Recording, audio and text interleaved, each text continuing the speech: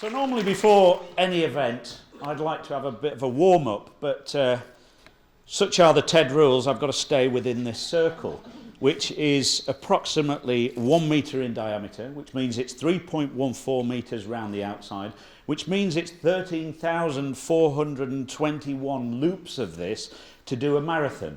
I don't think you'd want to stand and watch me do that right now, would you? So let's press on. Okay, I'm from there, Shepley, a village just outside Huddersfield and near Home Firth, last of the summer wine country, deep in West Yorkshire. I grew up on an estate. We knew everybody around us. We explored every inch of the area. We were always outside and we were always active. So I grew up with an amazing sense of community. I moved from Shepley to Bridgend in 1991. That's 29 years ago.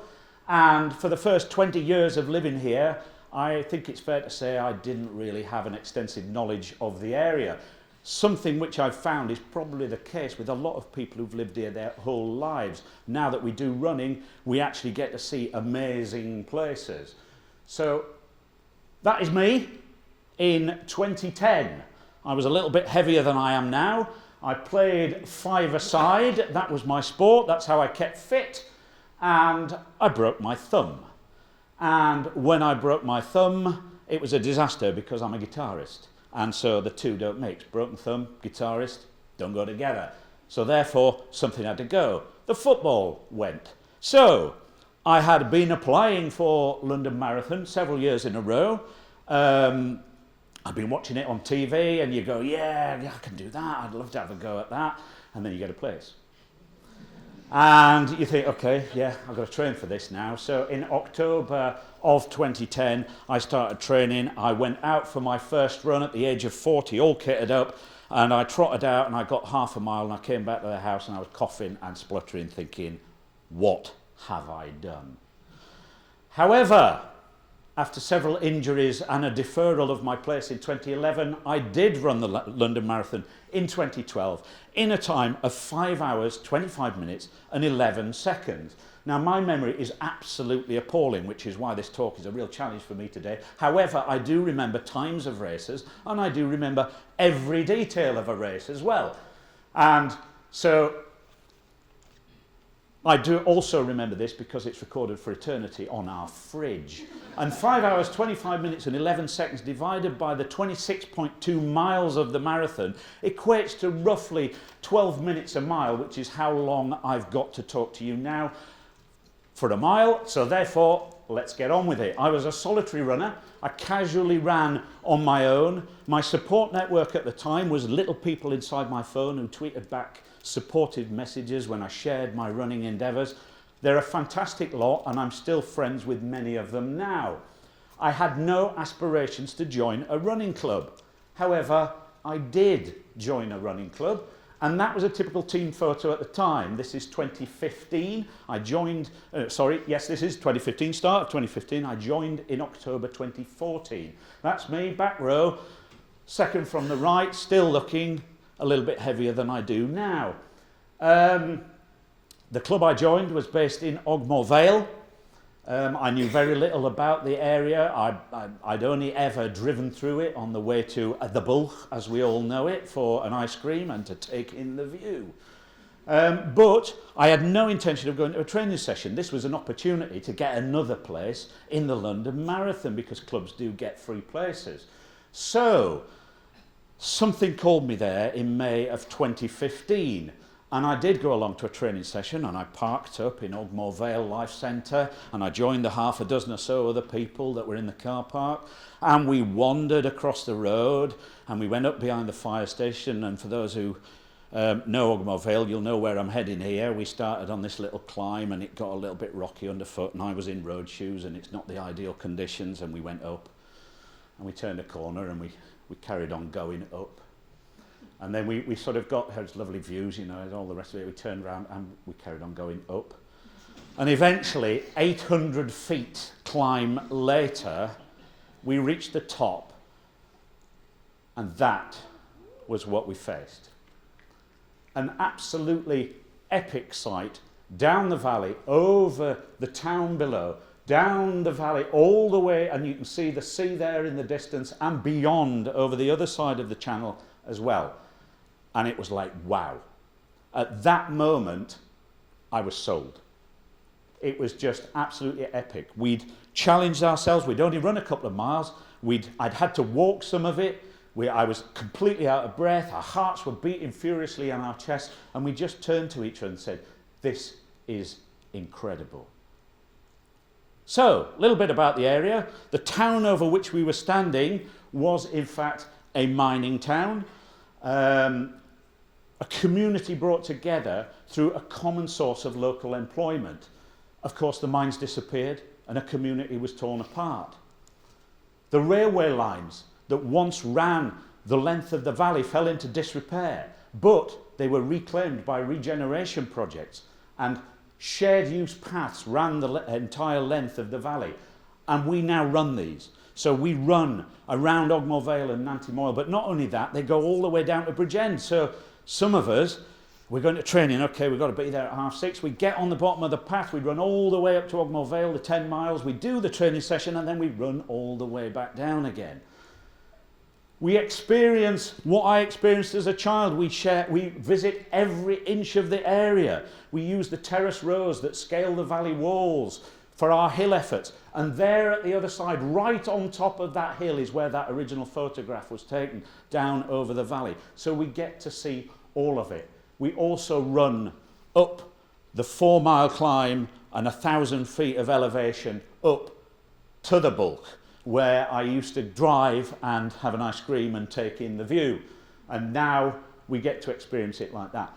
But it's not all about those challenging runs.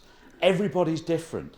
Everybody has different targets and different limits. For some, it's just to run consistently for a minute. For others, it's to run 5K, which is 3.1 miles, 10K, maybe a half marathon, maybe a marathon, 26.2 miles. But for some, it's to go even further, 40 miles, 50 miles. We have runners who do 100-mile races in one go. Absolutely incredible. And every one of those is reaching a limit. And whatever that limit is, it doesn't matter. Everyone's different and it's all relative. But when you reach a limit, it exposes a vulnerability. When you share that with someone else, special connections are made. But when you break through that and you find inner strengths in that process, special bonds are made. And those are bonds that are very hard to break. After that first run, that's after that very first run I did, we descended gently back down into the valley, and at that moment I discovered that it was much better to run with others than it was to run alone. That is the face of a man who's almost broken. I remember that feeling very well. 24 miles into my very first ultra marathon along the south coast of Wales from Penarth to Ogmore by Sea. I'd run alone for several miles and I was in pain and it was difficult and the demons were telling me to stop. But I met up with others, I caught up with others and we dragged each other to that finish line. And at 32.5 miles run, I sat on that beach and thought, what's possible? What's next? Who knows? But it's not just about that. It's about all these wonderful people who come together as a community, forged through endeavour to actually build a new community, to join together. It doesn't matter what your social background. It doesn't matter. Any barriers that existed are broken down because you share in the experience. We have here families. We have here children of runners, we have friends of runners, all coming together to share in that experience and drive each other on to the end. I'm going to take it dark for a minute, so you've got nothing to look at, just to focus the mind, because in 2017 I actually became chairman of the club, and shortly after becoming chairman we went through a major internal crisis which rocked the club to the core. But with a wonderful community spirit coursing through the veins, we actually battled those issues together. The outcome of that was an enforced change of name. From the mountains following the river Ogmore to the sea, out of the ashes of the old, the Phoenix was born. Ogmore Phoenix Runners. As a community, we've battled those issues But that, we galvanised together, and that became infectious, and it led to huge growth. These are amazing people. These are one of our intakes of what we call our Zero to Hero programme, where we take complete non-runners who've never run before, like I was back in 2010, with that sort of nervous look on the faces, wondering what is achievable. I know what's achievable. So to watch them discover what's inside and bring that out and actually explore new dreams, create new dreams and aspirations is absolutely wonderful. Absolutely fantastic people. Now that's a team photo. 12 people in 2012 has become 350 people in 2020. That's one race.